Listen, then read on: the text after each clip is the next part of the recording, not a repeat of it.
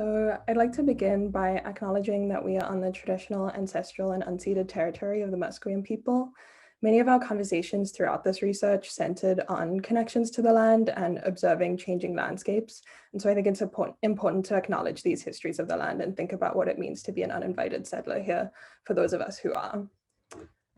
And so I'll begin with a quote by Maya Angelou from I Know Why the Caged Bird Sings, where she writes that there's no greater agony than bearing an untold story inside you. Recognizing that many people have climate or environmental stories that they have not necessarily had a space to share is what in part motivated this project. Storytelling is a powerful tool for people to reflect on their own experiences, build community and solidarity with others, and organize for change. There are no barriers to entry because everyone is an expert in their own lived experience. Our project hopes to create spaces for women and non-binary people to share their narratives of climate change and climate change activism. We hope to challenge common narratives of women as victims of climate change. It is true that women are disproportionately affected by climate change, but that mere fact barely scratches the surface of the myriad of experiences and narratives of women in the climate crisis. Moreover, structural forces like patriarchy, neoliberalism, and neo-imperialism shape the lives of women and non-binary people around the world, and climate change exacerbates these existing inequalities. Although there are some commonalities between women's experiences of climate change, these are greatly colored by factors like race, age, national origin, etc. And so we hope to highlight these complex themes and differences while also underscoring the important roles that many women play in the climate movement.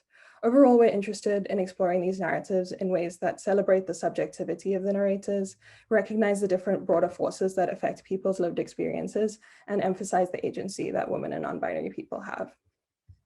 And so to give a broad overview of the project, which happened in collaboration with SEEDS, we hope to employ two methods, memory work and arts-based methods in representing women and non-binary people's climate stories.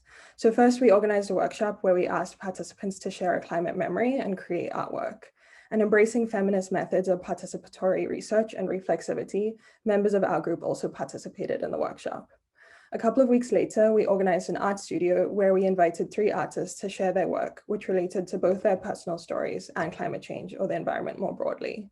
We were really grateful to observe the enthusiastic participation in the focus group and the generative discussion in the art studio, and are really excited to share some of the results with you today. We are using the insights from these 2 sessions to create a story map website, sharing all the art alongside some quotes, and also to create a toolkit for other people hoping to create places for people to share their climate stories.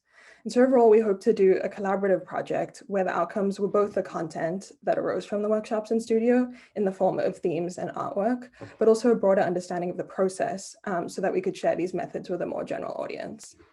And so I'll end this section with a quick quote from one of the focus groups that highlights a key theme throughout this research.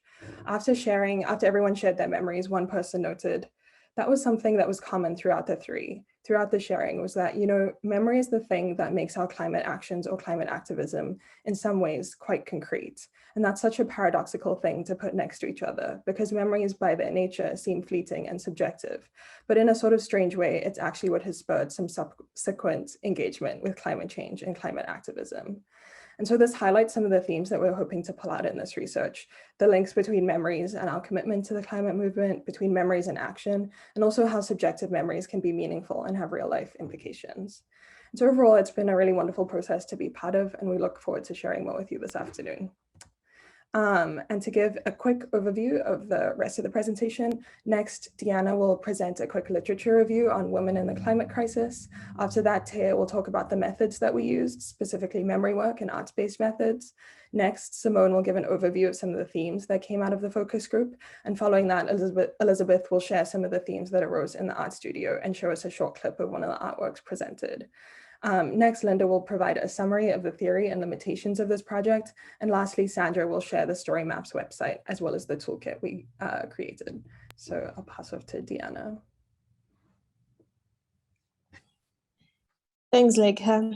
Well, for many years, we have struggled when trying to link climate change to social development. And the main reason why could be that climate change is perceived as a scientific issue. However, the negative impacts of climate change in society, like like extreme weather events, have demonstrated that this problem goes beyond scientific knowledge and affects millions of people. These impacts vary among regions, generations, age, income groups, and gender, and the people who are already most vulnerable and marginalized will experience the greatest impacts. The next slide, please. For example, women and men experience climate change differently. These gender inequalities affect women's ability to manage adverse situations. Women are more vulnerable than men to the impacts of climate change, mainly because they represent the majority of the world's poor, and because of their roles and responsibilities, like the small role they have in decision making, or that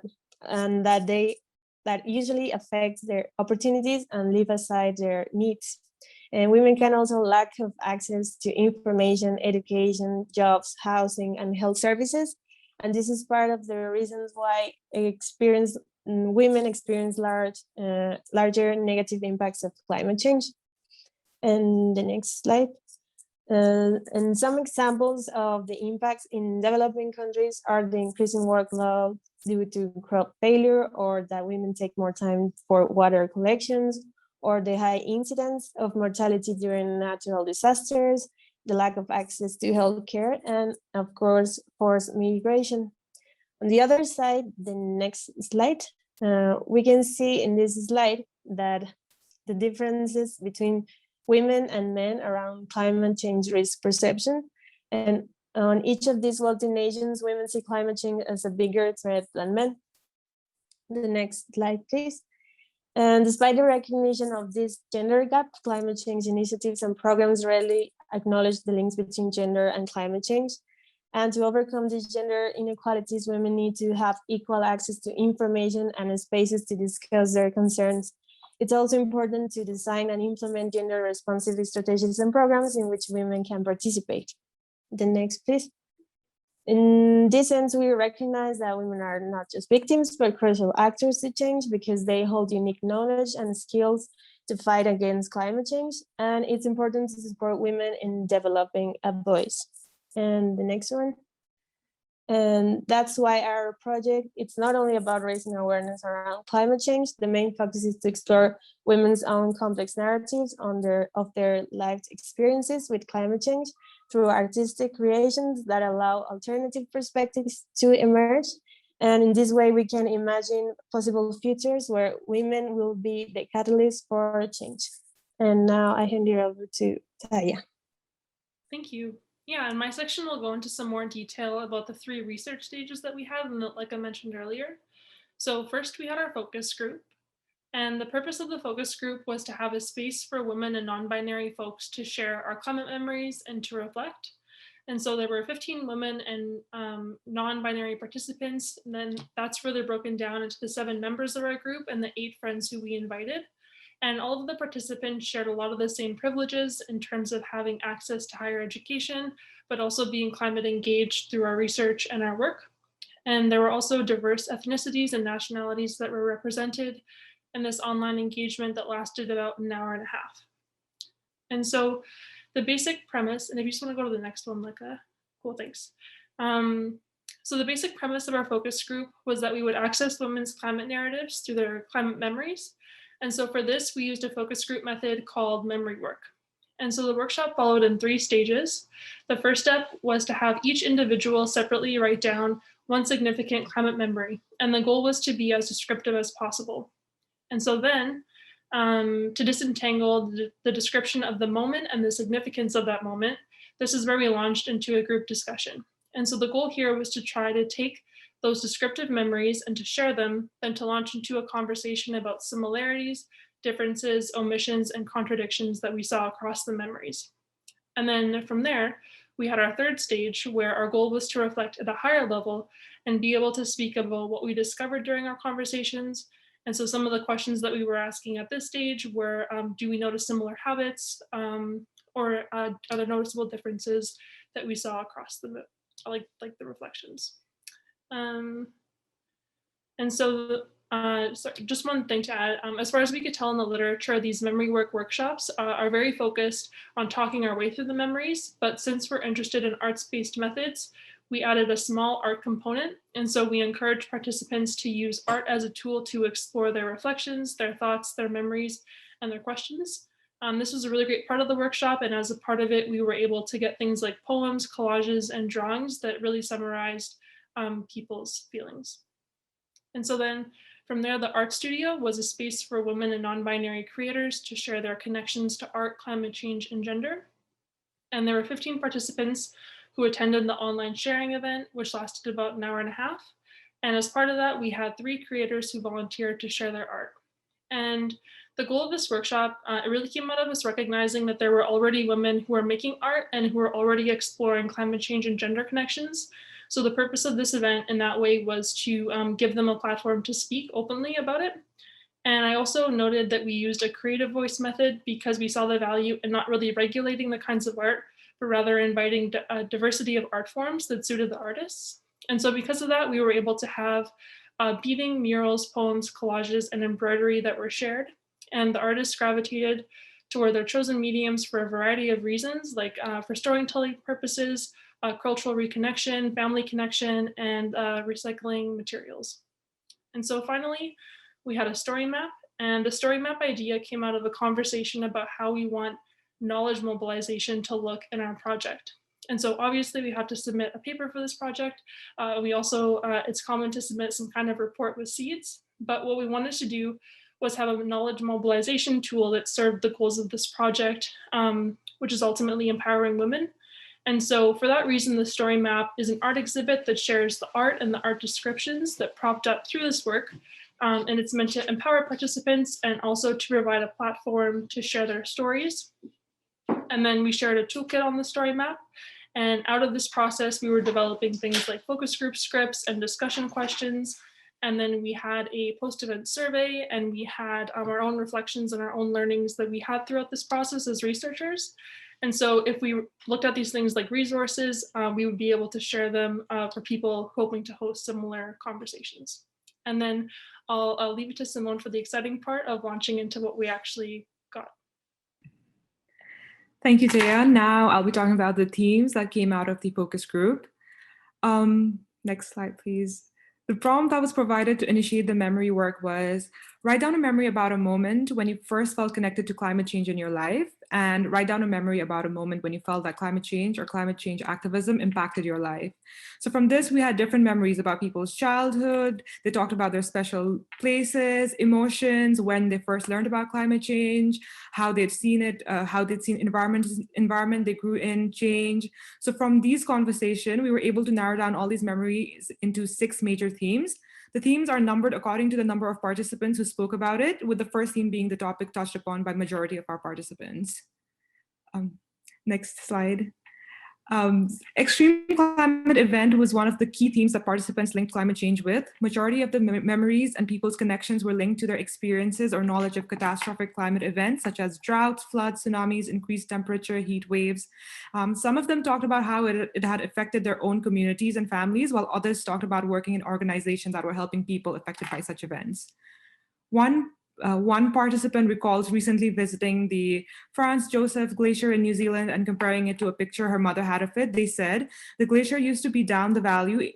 It has retreated quite a bit. Other participant talked about how extreme weather events and drought had affected agriculture. They said, then from that point on, it was just kind of coming to terms with the fact that, you know, droughts have become more prevalent. They're going to be more prevalent, and we have to just adjust the way we do it and things like that. The next theme was emotional connections to climate change. As parts of the memories, participants noted emotions that lent a certain tone to the memories. Some of the emotions participants associated with climate change were anxiety, sadness, confusion, anger, guilt, and disconnect as well. One participant talked about next slide. One participant talked about feeling a mix of emotions from sadness to confusion to helplessness. They said, detaching is like a coping mechanism. There are some days when I end work and I'm so sad. I also feel helpless. While other participant talked about hope, they said, and I just try to end things on a positive note. This is why my research is in this issue. We should always be talking about it, and we should always be trying to fix it. The other interesting theme that came up was influence of pop culture. Majority of the participants talked about the influence of pop culture on their perception or attitudes towards climate change. Some participants referred to educational programs, while others talked about how movies have been successful in communicating complex environmental problems to the general audience. This participant said, when I first thought about climate change, it was when I watched An Inconvenient Truth, which is Al Gore's movie about climate change. This participant also said, I was completely shocked, and then I stopped eating beef and red meat the next day. Participants talked about the strong emotional impact and the motivation to incorporate environmentally friendly practices to their daily life when climate change was communicated using visuals. While other participants said, we immediately think of climate change as drought or a glacier melting, and I think that's also what the media portrays. They try to emphasize on pictures such as droughts and disasters, and then I guess we just visualize it that way. The next theme was community and personal effects on climate change. When participants shared their experience of witnessing climate change, some of their memories revolved around the effects on their communities and how communities were contributing to climate change, while in other cases, participants related to more personal memories with their own environmental surroundings that changed over time. Participants talked about climate change, linking them to stories about people from far away. This participant talks about feeling empathy and the solidarity with other people through their experiences, even though it was not directly impacting them. And this participant had a personal memory where they said, my first memories were related to climate change were like growing up in the redwood forest area and then going back and then just seeing the trees just all ripped to shreds and gone, and it looked unrecognizable. Issues around environmental justice was also talked about by a majority of the participants. Connections were made between community resilience, vulnerability, and intersectionality. People talked about the global north and the south, gender and race in relation with vulnerability. This participant talked about the drought in Cape Town. They said Cape Town is a very segregated city, and a lot of the white residents of the city were blaming predominantly the people of color or Black townships for wasting water, when that wasn't actually the case.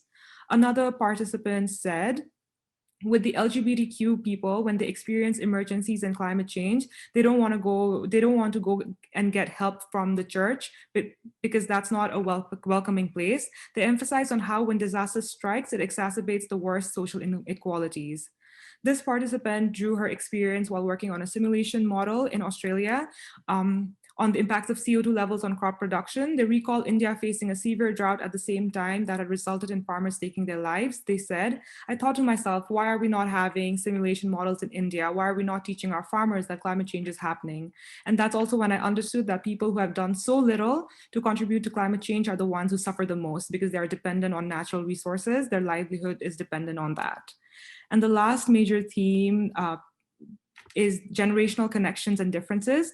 Participants talked about how the climate crisis caused by the current generation will have massive impacts on coming generations. They also talked about the differences in actions and experiences with generations and the importance of learning from an intergenerational lens to draw on climate experience and solutions. This participant talked about the shift in attitude towards climate change. They said, New Zealand has this mindset of like, oh, she'll be all right in the past. And then our generation came through, starting to actually see that I need to do something about it. This other participant talked about the different vulnerabilities in different generations and highlighted that there is a disjoint within generations that communicate, and that communication is required within them. She says about how we're just not having enough conversations across generations. And lastly, there were 3 other minor themes as well, where participants recognized growth and their understanding of climate change and their surroundings that have changed over time. They emphasized on the importance of women's agency. Participants also reflected on how their perception and connections with climate change have been marked by cultural differences, and that there was a common trend of participants sharing that it was difficult to just share one memory. Instead, participants' memories spilled over into another and formed a storyline. These are the quotes from these themes that I don't have time to go over, but I also wanted to note that during the focus group, like Taya mentioned, there were artworks that were produced as well that Sandra will go over later. And now I'm passing it over to Elizabeth.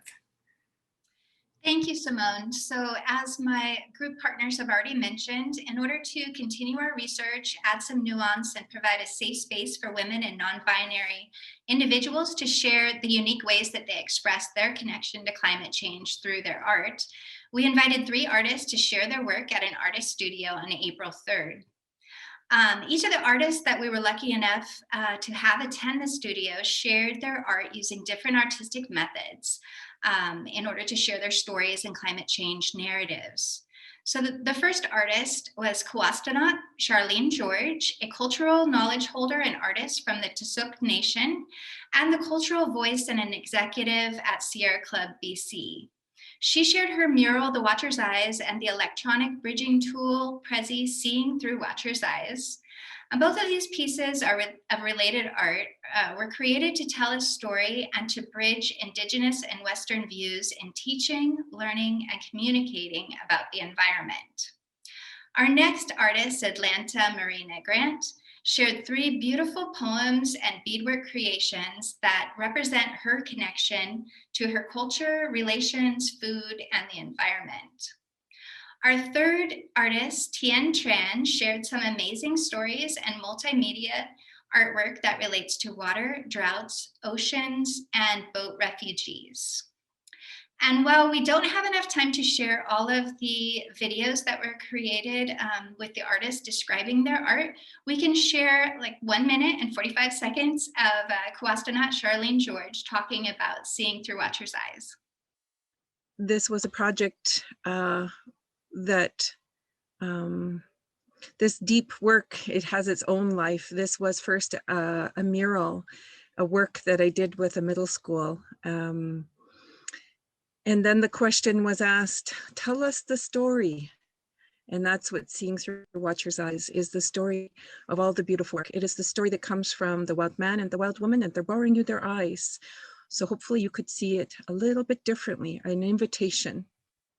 I want to acknowledge that in this piece here, this is the beautiful homes that we have that's represented, that these relatives and these ancestors have taken such good care that we actually have this here. There's actually 4 ways to view this: linear, sequential. And for those of you who are in school and have to follow this kind of a format, this would be very comfortable for you.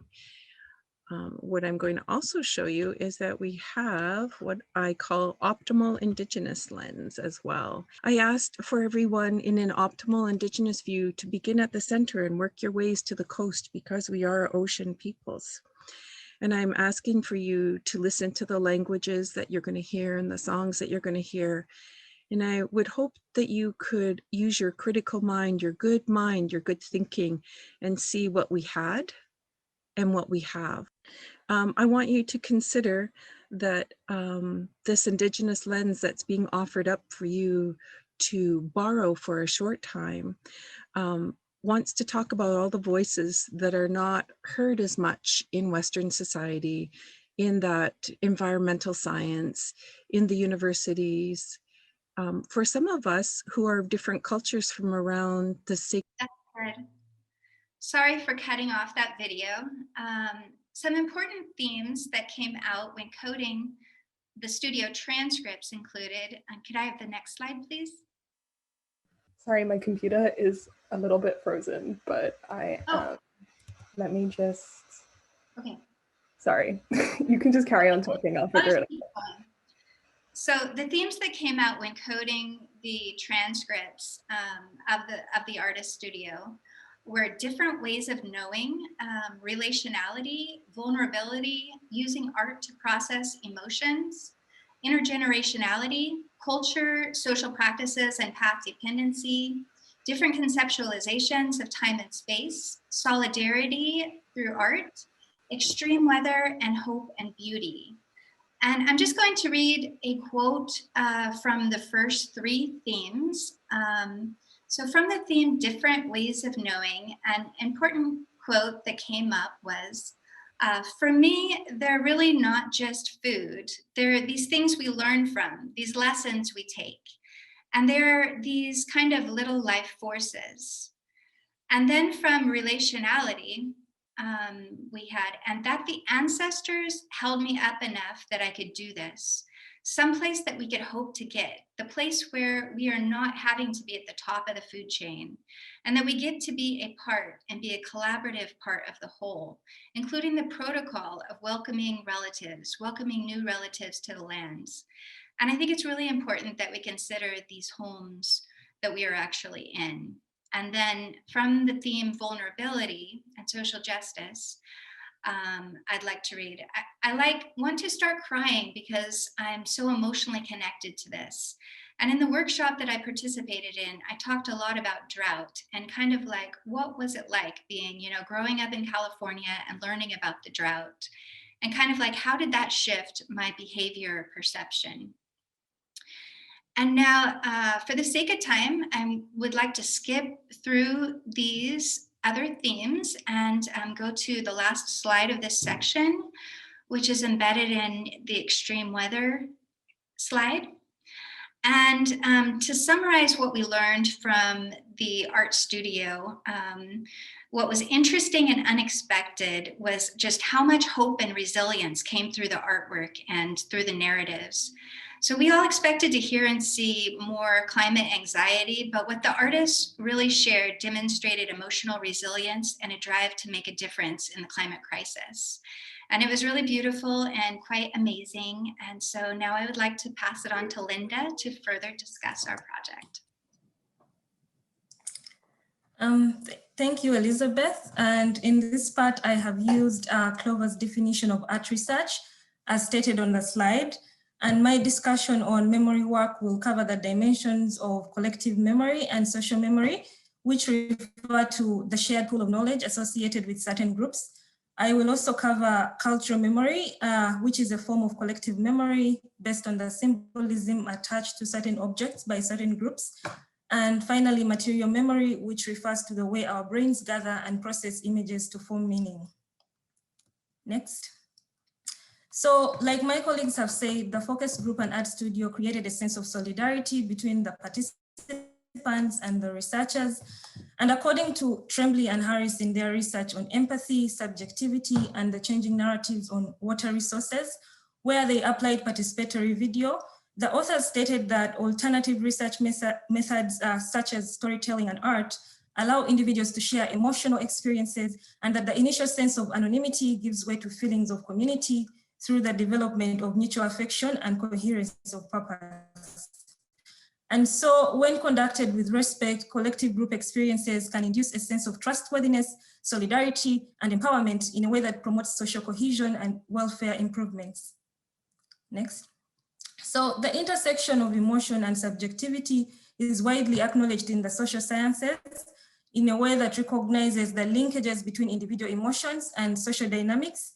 And some scholars suggest that in order for memory work to offer a potentially emancipatory and transformative experience, participants must feel nurtured at every stage of the process in a way that requires engaging in emotional work that is often ignored by positivist researchers. And in line with this, art-based methods are considered to be therapeutical, and studies indicate that memory work in particular is appropriate for handling sensitive matters because individual experiences are extended into a social context and away from self. However, we noted that some topics may be too painful and should be avoided, and some authors have advised that the facilitators must possess the necessary skills to guide the discussion and to intervene where the group dynamics require. And in our specific case, it was a bit complex because we were alternating between the role of researcher and participant, which on the one hand created a sense of trust, but it was also very hard to draw a line between the two. Next, please. So participants generally acknowledge the importance of art-based methods in mainstreaming the silent and missing voices in climate discourse. And from a gender perspective, the participants appreciated the open gender framing that we adopted. In fact, collective memory work was first used by Frigga Haug in 1987 as a feminist methodology to promote gender and sexual equality through the awareness of the socialization process, but also to challenge unrealistic norms that have become the standard expectation in traditional academic regimes. And at another level, we experienced diversity in terms of expertise. We relied on autobiographic memory work to explore participants' memories of when they first connected to climate change, and everyone was considered to be an expert in their own lived experience. And the concept of aesthetic identity as discussed by Clovis also emphasizes the symbolism that women attach to their own work as an expression of their experiences. Next. However, memory work is criticized as being as being transitory and sensitive to external and internal cues, which affects which memories are being recalled and how they are being recounted. And so while memory work is considered to be key to identity, it is also very subjective to political and social structures, which could either legitimize or invalidate how certain memories are recounted. Memory work also runs the risk of reflecting dominant perspectives because social conventions on how women should think and behave usually influences their experiences, including whether they consider the experiences to be abnormal or normal and how they may speak about them. And this also ties in well with Slovik's notion of the affect heuristic and the idea that people do not always act rationally. Next, please. So some scholars have counter-argued that dominant perspectives can be challenged through democratization and enabling the marginalized to share their memories.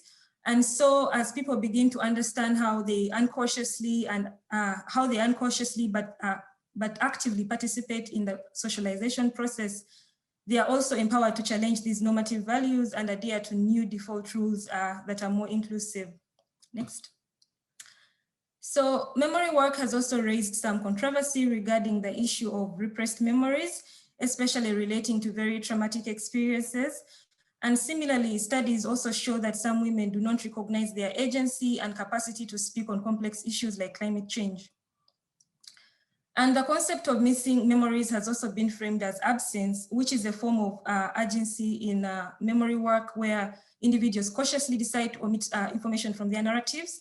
But regardless of this, memory work has treated memories as the raw data through which the self and the society are constructed, and the interpretation of which is less about its truthfulness or accuracy, but rather a representation of past events and how individuals construct or reconstruct those events.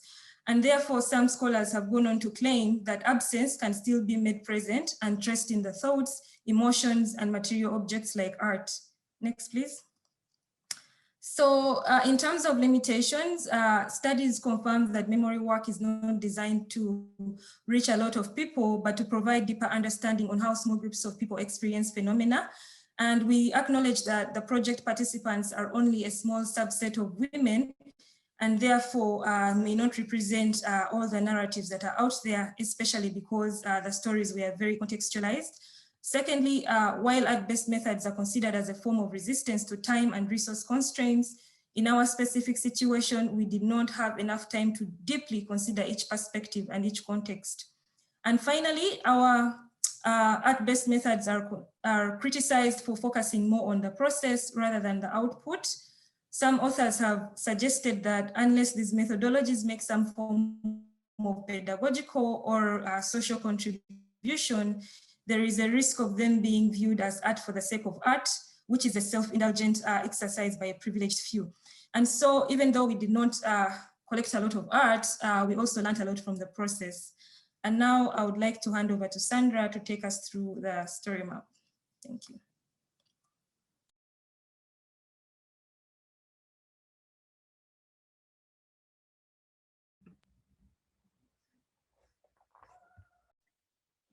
Thanks, ladies. Now I'm going to take over and talk about one of our final deliverables, the ArcGIS story map.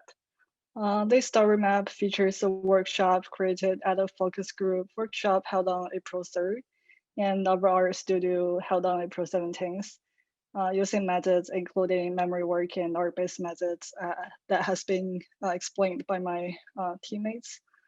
So in the story map, there are 5 main sections: introduction, focus group, art studio, interactive map, interactive game, and toolkit. So in the focus group section, we have presented the arts that everyone created for the session. There are drawings, collage, poems, and symbols. Along with the arts, there are descriptions and explanations of each art. For example, a drawing of caribou similar to what we discussed before. Someone also had a similar memory related to caribou and climate change. And here are some of the other arts we created during the session.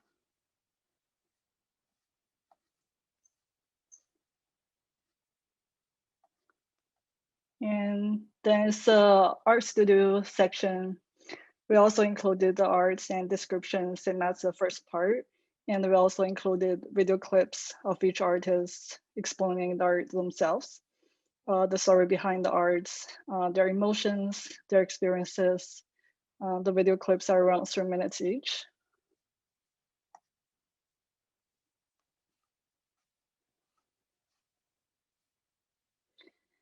And then it's an interactive game section. This is a game created by Diana and other authors. The game is very touching. The story enables the player to think deeply about the potential climate refugee problem in the near future. The story is about a girl facing a catastrophic event in her hometown and forced to separate from her family. I highly recommend everyone to play this game. And because of the restriction of the story map, you have to download the file to play on your own laptop. The final part is our toolkit. The toolkit includes our experiences, recommendations for other researchers who want to conduct similar studies. We recommended some steps and tips to follow when using memory, work methods. And for our art-based workshop about inviting artists, sessions plans, leading discussion, and some softwares we found very helpful for our study, such as the alter.ai to transcribe from audio to text, and the story map to present the findings. Overall recommendations include using mixed methods to offset the shortcomings of art-based methodology, as well as traditional research structure. As we talked before, art-based methodology involves the study to explore women's feelings, emotions, and experiences, which is not captured by the traditional research structure. Also, the inclusivity is important. Snowball or purposive sampling can be useful, particularly for attracting people with less visible or valued identities, such as women from low socioeconomic backgrounds and other minority groups. Thanks for everyone's listening.